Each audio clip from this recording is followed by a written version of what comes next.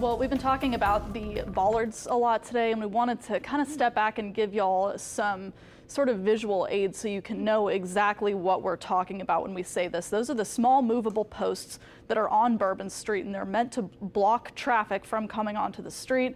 What we've seen in photos and videos and what NOPD said, the driver entered Bourbon Street at Canal, drove about 3 blocks down, and then he crashed a little bit past Bienville, and then that's where the shootout happened between him and officers, and they killed him. And again, what we discovered earlier today is that the bollards that would normally block cars from getting on Bourbon Street were not up overnight. This is old video we have that we took whenever some of those bollards were getting installed and the city was demonstrating how they work. And this is where those bollards would have been on Bourbon Street, near where it meets Canal Street. They weren't up overnight because they had to be taken down and upgraded. This photo is from a city's website showing this kind of new project that they're doing, that they're trying to get done before the Super Bowl, where they're upgrading them.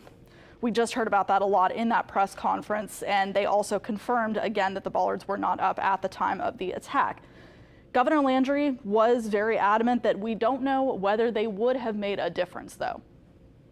We could go on what ifs forever. This is evil. And that guy could have easily gone down the sidewalk of Canal Street, where there were a ton of pedestrians on there as well. And there are. That's right. No, right. So that's, right. Hold on a second. We gotta move on. Just want you to know, however, we recognize, I said earlier, that where there are defects in this system, we are going to be transparent, and we are going to address them with the city and make sure that we fill those gaps. And what other leaders at that press conference, including the NOPD superintendent, pointed out was that the street was blocked and the suspect was able to get onto Bourbon anyway. This is what they're referencing.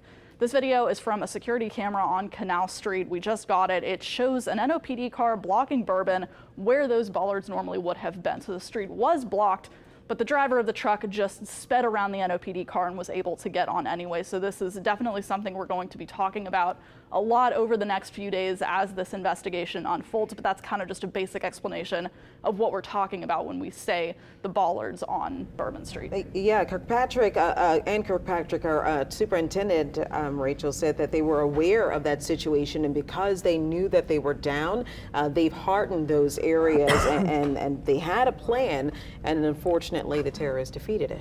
Yeah, and you can see from that video that that NOPD car was blocking the better part of the street, and the suspect just went around that car up onto the sidewalk very, very quickly. Yeah, you're familiar with this. We've seen this throughout the year where people have come into the city, or whenever there's a major event, or they attempt to come into the city, and getting into the French Quarter is usually very difficult at that point.